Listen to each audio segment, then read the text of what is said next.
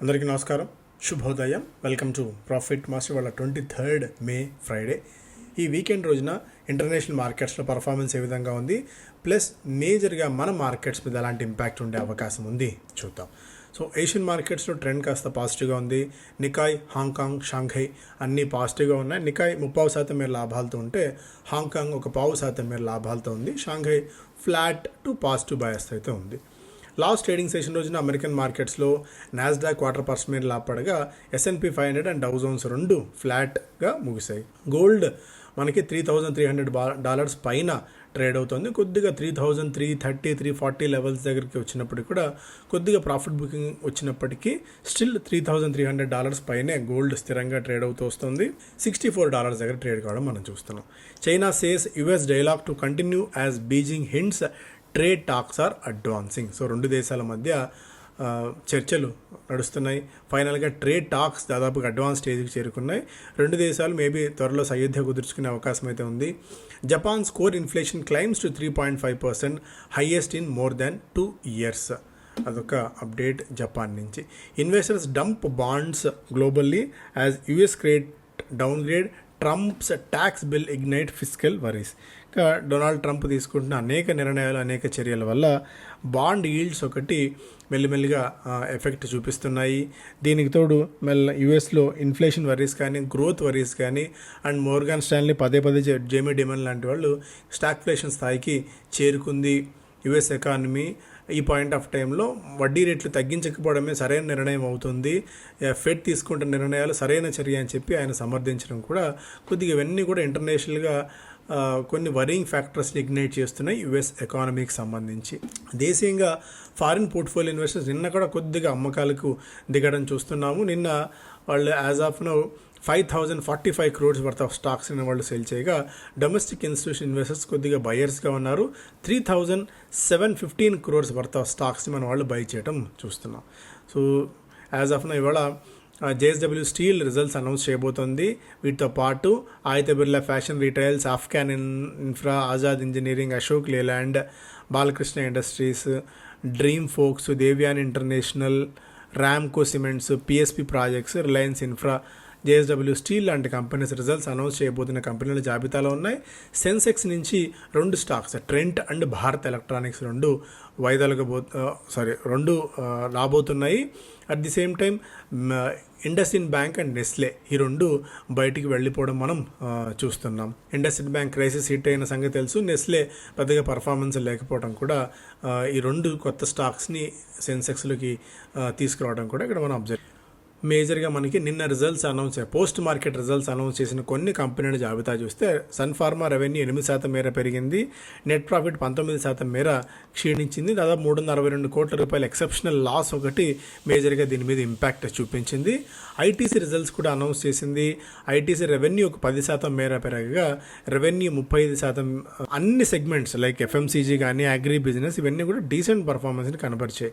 Agri business దాదాపు 17%, FMCG 5%, paper business కూడా 5.5% మేర వృద్ధిని ఇక్కడ నమోదు చేసింది. ఓవరాల్గా when compared with other FMCG companies ఒక decent revenue in all fronts నమోదు చేసిన ఐటీసీ అని చెప్పుకోవచ్చు. ఇక్కడ హొనాసా రెవెన్యూ 13% మేర పెరిగింది. EBITDA down due to 20% uptick in there expenses. Margin కూడా 5.1%గా నమోదైంది. నెట్ ప్రాఫిట్ దాదాపు 17-18% మీద క్షీణించడం కూడా ఇక్కడ అబ్జర్వ్ చేయాల్సిన అంశం. పవర్ మెక్ రెవెన్యూ 42% మేర పెరిగింది. ప్రాఫిట్స్ దాదాపు 40% దాకా జంప్ ఉంటే అదర్ ఇన్కమ్ దాదాపు 60% దాకా పెరిగింది. గ్రాసిమ్ ఇండస్ట్రీస్ రెవెన్యూ 32% మేర పెరిగింది. అండ్ ఎబిటా దాదాపు 59% డౌన్. ఎక్సెప్షనల్ లాస్ ఒకటి 114 కోట్ల రూపాయల లాస్ ఒకటి కంపెనీ అనౌన్స్ చేసింది. ఇక టెబియోటెక్ రెవెన్యూ 21% పెరిగింది. నెట్ ప్రాఫిట్స్లో కూడా 21% దాకా జంప్ ఇక్కడ చూడవచ్చు. ఎంటార్ రెవెన్యూ 28% పెరిగింది. ప్రాఫిట్స్లో దాదాపు 13.7 crores, లాస్ట్ ఇయర్ 5 crores ఉన్నది, ఇప్పుడు ఆల్మోస్ట్ డబుల్ అవ్వడం ఇక్కడ మనం చూడవచ్చు. ఎబిటా 86%, మార్జిన్స్ కూడా మంచి గ్రోత్ 50% దాకా మార్జిన్స్లో జంప్ ఉంది. 13 నుంచి దాదాపు 19%కి మార్జిన్స్లో కూడా గ్రోత్ రావడం మనం ఇక్కడ చూసాం. అండ్ GMR ఎయిర్పోర్ట్స్ రెవెన్యూ 17% దాకా పెరిగింది. నెట్ లాస్ 253 crores ఉంది. లాస్ట్ టైం 168 crores, ఇప్పుడు మరింతగా ఇక్కడ పెరగటం మనం చూడవచ్చు. అదాని పోర్ట్స్ దాదాపు 6,000 కోట్ల రూపాయల వరకు NCDలు జారీ చేయడం ద్వారా సమీకరించబోతోంది. Emcure pharma full incorporate wholly owned subsidiary Emcure generics అనే కంపెనీని ఏర్పాటు చేసింది పూణేలో. అదాని గ్రీన్లో ప్రమోటర్ ఆర్డర్ టు కన్వర్ట్ దాదాపు 55 lakh warrants into shares. Tega industries the company arm signed business sale pact for the sale of its business to step down unit last season. And TVS Motors, the company signed an MOU with the Ur Cabs, a technology-driven mobility platform to supply 500 TVS King EV Max electric 3-wheeler vehicles.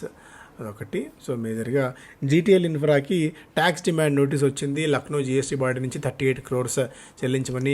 Andrew you'll 2% వరకు వాటా విక్రయించబోతోంది. The company sells up to 2% stake in Vidal corporation via offer for sale. అదొకటి. Vidal offer for sale కోసం floor price 1566 రూపీస్గా నిర్ణయించారు.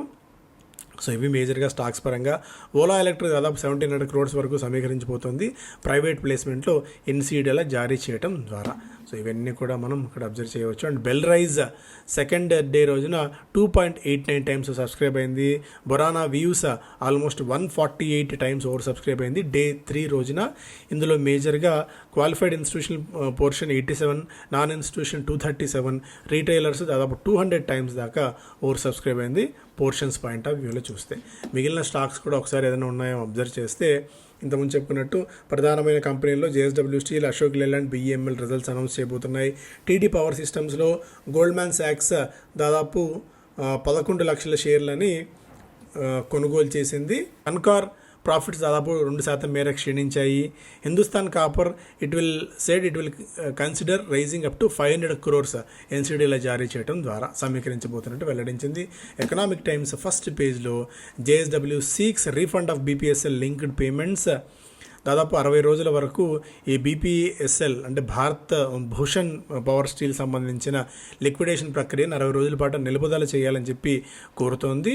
దీనికి తోడు issues demand notices to బ్యాంక్స్కి, ఎందుకంటే బ్యాంక్స్కి డబ్బులు చెల్లించి వీళ్ళు కంపెనీని తీసుకున్నారు కాబట్టి దీన్ని వెనక్కి తీసుకురావాలి. ఎందుకంటే as issued demand notices to bank seeking a refund of almost 19,300 crores resolution ప్లాన్లో భాగంగా బ్యాంకులకు చెల్లించిన డబ్బుల్ని వెనక్కి తెప్పించుకునేందుకు డిమాండ్ నోటీసెస్ జారీ చేస్తోంది. 90 రోజుల పాటు నిలుపుదల చేయాలి, ఓవరాల్గా లిక్విడేషన్ ప్రక్రియ దాన్ని సెటిల్ చేసుకునేంత వరకు అని చెప్పి కూడా జేఎస్డబ్ల్యూ స్టీల్ కోర్టును కోరబోతోంది. అదొక update. And from tax suits to tech suits, it's a recalibrated Big Four. Majority of future hiring in its business. Amid digital revolution, technology consultants now take up chunk of top advisory space. Okay. Net FDI inflows sink 96% to record low. IPOs, exits ఒకటి, overseas investments ఇవన్నీ కూడా inflows దాదాపు 96% మేర తగ్గడానికి కారణమైంది. As IndiGo planes return change in fares of horizon. దాదాపు 80 flights ఫ్లీట్ని FY26లో వీళ్ళు ఏర్పాటు చేయబోతున్నట్టే మళ్ళీ తీసుకురాబోతున్నారు వ్యవస్థలోకి గ్రౌండెడ్ అయిన ప్లేన్స్ని. దీంతో FY26లో మరిన్ని ఎయిర్ క్రాఫ్ట్స్ ఇండిగో తీసుకురాబోతుంది వ్యవస్థలోకి. దీనివల్ల కొద్దిగా ధరలు తగ్గే అవకాశం కూడా ఉంటుంది, ఎందుకంటే మరిన్ని ఫ్లైట్స్ వ్యవస్థలోకి వస్తాయి కాబట్టి. 382 ఫ్లైట్స్ ఉన్నది కాస్త ఇప్పుడు 434కి పెరిగే అవకాశం కూడా ఉంది. మరిన్ని ఫ్లైట్స్ కూడా యాడ్ చేయబోతున్నట్టుగా కూడా ఒక అప్డేట్ ఇక్కడ చూడవచ్చు. Tata digital hits new bump on turn around drive as CEO exits. దీన్ని టాటా డిజిటల్ని మరింతగా పైకి తీసుకువెళ్ళాలనుకుంటున్న తరుణంలో MD అండ్ CEO నవీన్ తహిల్యాని ఆయన రాజీనామా చేయబోతున్నారు. దీంతో డిజిటల్ కామర్స్లో మరింతగా పట్టు సాధించాలి అని చెప్పి టాటా డిజిటల్ ఏదైతే భావిస్తుందో టాటా గ్రూప్ సంస్థలు ఒక స్ట్రాంగ్ స్పీడ్ బ్రేకర్ ఎదురైందని ఇక్కడ మనం అర్థం చేసుకోవాలి. స్టిల్ ఇప్పటికీ natural diamond still India's crown jewel అని చెప్పి De Beers global CEO Al Cook చెప్తున్నారు. సో ఇవి ఫస్ట్ పేజ్లో. Market falls in line with Wall Street Asia pares but still buy on dips. అదొకటి. మార్కెట్స్లో నిన్న కొద్దిగా సెల్ ఆఫ్ రావడం, దీనికి ప్రధానంగా మనకి US బాండ్ మార్కెట్స్లో ఆ కంటేజియస్ ఎఫెక్ట్ ఉంది. అండ్ దీనికి తోడు 30-year treasury yields search when 18-month high impacting other markets. FPI's cell shares worth 5,045 crores. International మార్కెట్స్లో ఎస్పెషల్లీ US కనుక ఏదైనా అనిశ్చితి వచ్చి అనుకున్నట్టుగా డెవలప్డ్ ఎకానమీ స్టాగ్ఫ్లేషన్లోకి వెళ్తే ఎమర్జింగ్ మార్కెట్స్లో మనకే అడ్వాంటేజ్ ఉంటుంది. కాకపోతే మార్కెట్స్ టర్బులెన్స్ మనం ఎదుర్కోక తప్పదు. బట్ ఓవరాల్గా ఇది ఒక మంచి బయింగ్ ఆపర్చునిటీగా అయితే అవుతుంది. లాంగ్ టర్మ్ ఆలోచన ఉన్న వాళ్ళకి మాత్రమే మంచి సెక్టార్స్లో మంచి స్టాక్స్లో కనుక ఇప్పుడు మనం డబ్బులు పెట్టుకున్నట్టయితే. Regulatory tightening stings broking companies margins మీద గట్టి ఎఫెక్ట్ ఉన్న సంగతి మనకు తెలుసు. ఎందుకంటే ట్రేడింగ్ ఎస్పెషల్ ఆప్షన్స్ విషయంలో మరింత కట్టుదిట్టం చేసింది SEBI.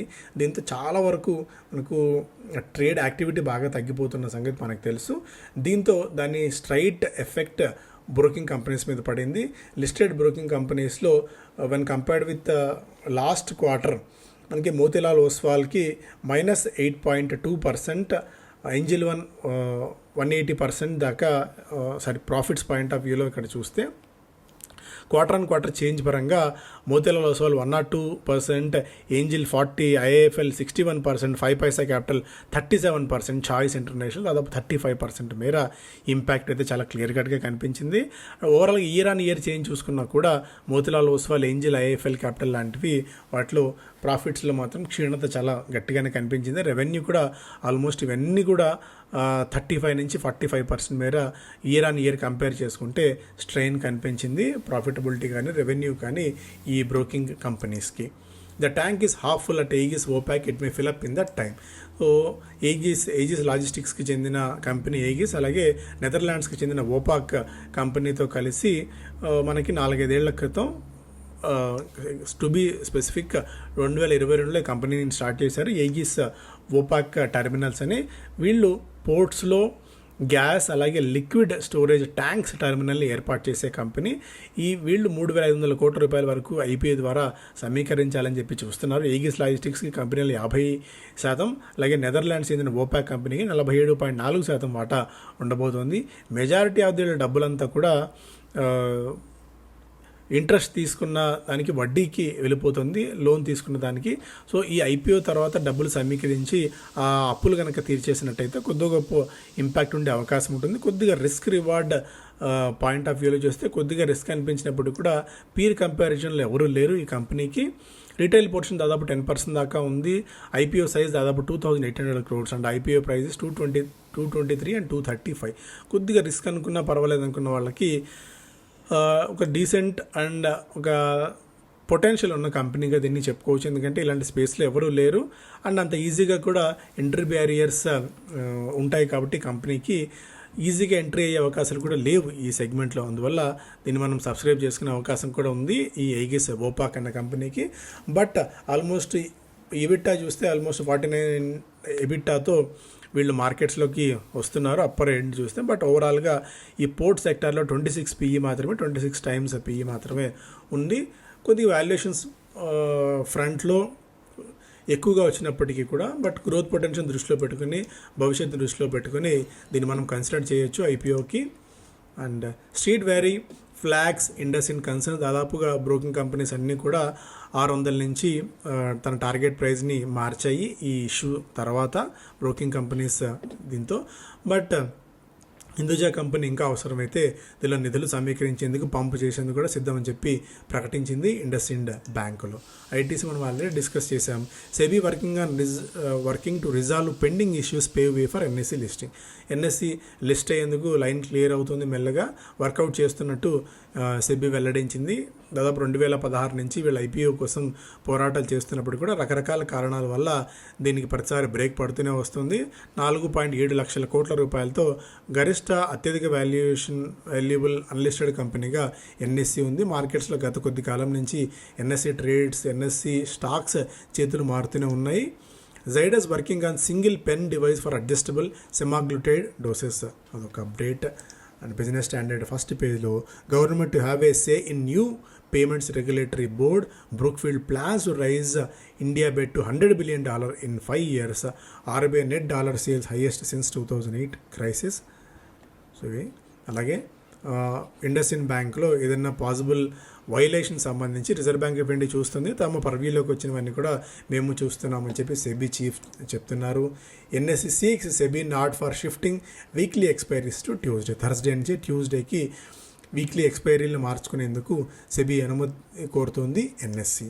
A third of Gen Z is investing in securities market.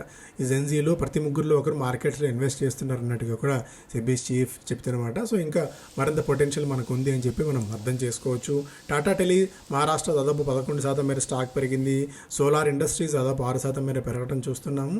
VRL logistics కూడా రెగ్యులర్ వాల్యూమ్స్తో పోలిస్తే 33 రెట్ల అధిక వాల్యూమ్తో స్టాక్ నిన్న 5% దాకా పెరిగింది. Garden Reach Shipbuilders emerges lowest bidder for Indian navy NGC project worth 25,000 crores. దీంతో స్టాక్లో నిన్న ఒక 10% దాకా జంప్ క్లియర్ కట్గా కనిపించింది. సో ఇవి ప్రధానమైన వార్తలు. మనకు మెంటార్షిప్ ప్రోగ్రామ్ బ్యాచ్ 40 జూన్ 9వ తారీఖు నుంచి ప్రారంభం కాబోతోంది. ఇవి సబ్జెక్ట్స్ అంతా మనం డిస్కస్ చేసేవి. మరిన్ని వివరాలు కావాలంటే కింద నెంబర్స్కి మీరు వాట్సాప్ చేసినా ఫోన్ చేసినా కూడా మీకు మరిన్ని వివరాలు తెలుస్తాయి. Thank you so much.